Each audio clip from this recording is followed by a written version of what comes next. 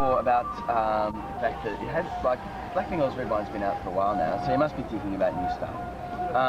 You know, how, like, did you sort of think, oh, now's the time that we start writing or thinking about it, or is it just an organic process? How does it There's a bit of organicness involved, but what we generally do is we just write all the time, like all the time, and some songs that don't make it onto the other record that like won't, because generally when you get to the final moments of making a record, like a real picture evolves, and certain songs really fit into that, and some songs, even though they're good songs, don't actually fit into the album, because we believe in the idea of making a real like an album, so it's got a real beginning, middle and end, and every song sounds like they're meant to be on the record.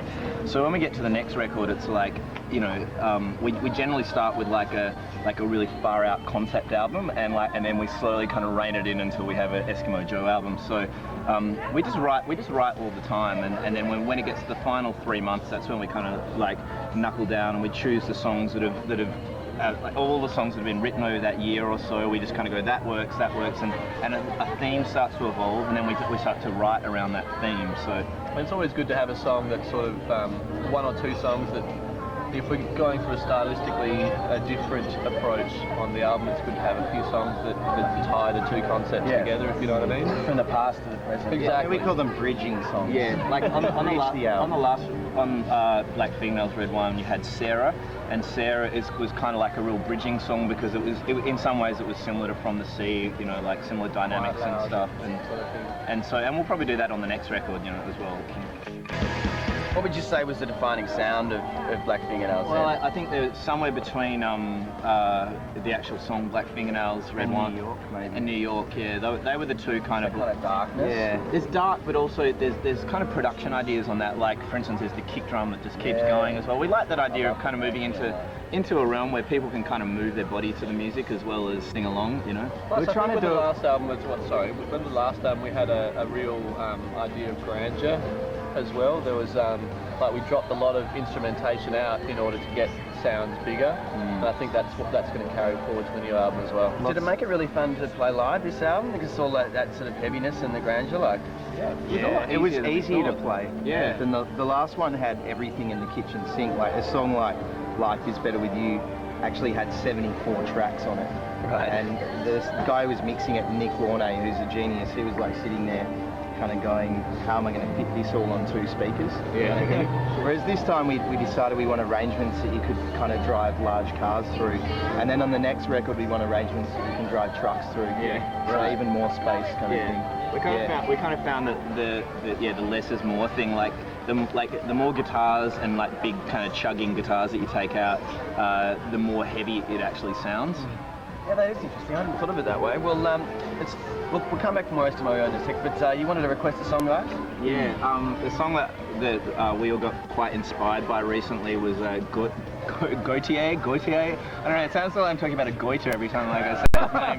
But the song, Your Heart's a Mess, I think it's called. It's a beautiful song.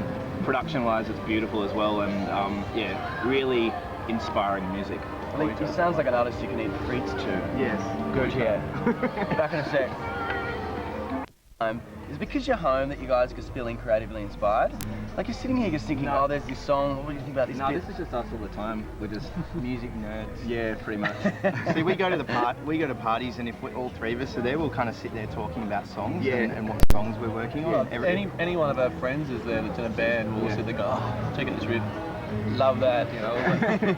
Yeah. And all the girlfriends are just sitting there going. Well, speaking of girlfriends, you've now made yours a wife. Which is indeed. Look at that. That's a heavy ring. I love it. So how was that? December, big day. December 16th. It was a glorious day in my life. Definitely. It was a kick-ass party as well. Yeah. It was awesome. It was great fun. I was the first drunk guy in the pool.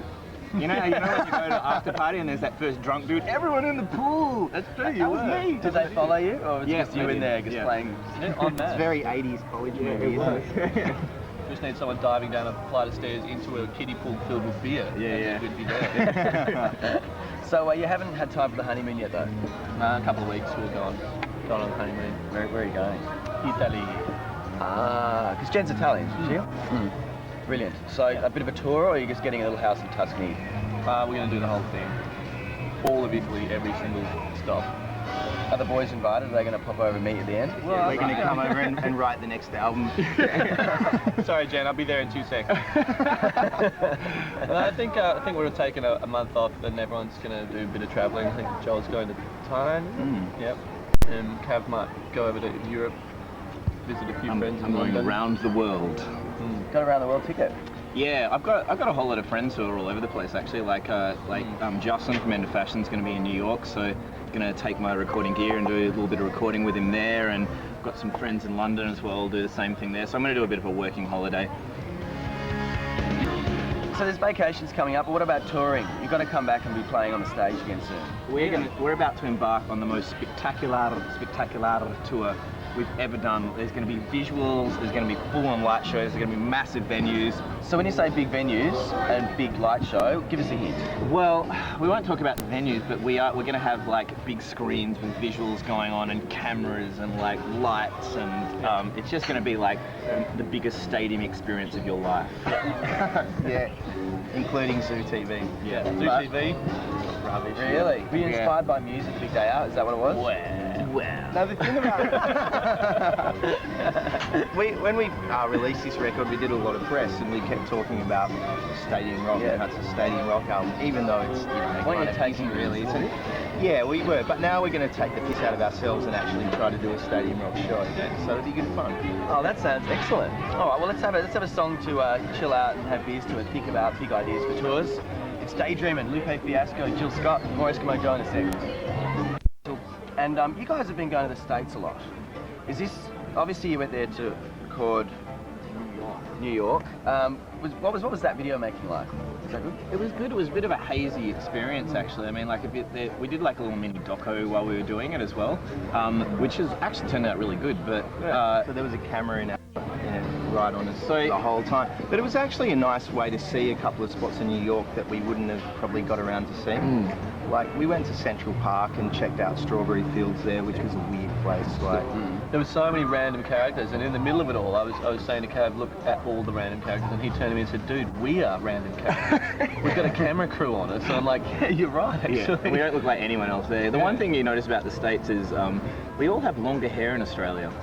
We really do. We're much more of a shaggy-haired nation compared to the rest of the world. Yes. Look at us. Look at us. We got in the lift at the hotel, which is a wacky hotel. It's fantastic. Oh, we stayed at the Chelsea Hotel. Yeah. Like the Chelsea. And so we're going up in the lift, and there's, some rockin' lady with 4 dogs and a beehive, and she's looking at me going, "You're not from around here, are you?" I'm like, no. He's like, "I haven't seen a haircut like that in years." I got bad memories of Chelsea. I got bed lice from a bloody from a backpackers. Oh, the Chelsea No, Hotel. that's the Chelsea Star. Yeah. The Chelsea Hotel is like it's famous because Sid and Nancy. It's where Sid killed Nancy. Room 100. Is that where it was? Yeah, and we were there on Halloween, so we went up and spookily wandered up to the door, went hee, and then ran away. There was also Brett Whiteley stayed there for years and did a lot of his painting there. Leonard Cohen. He wrote an album wrote songs from a room there.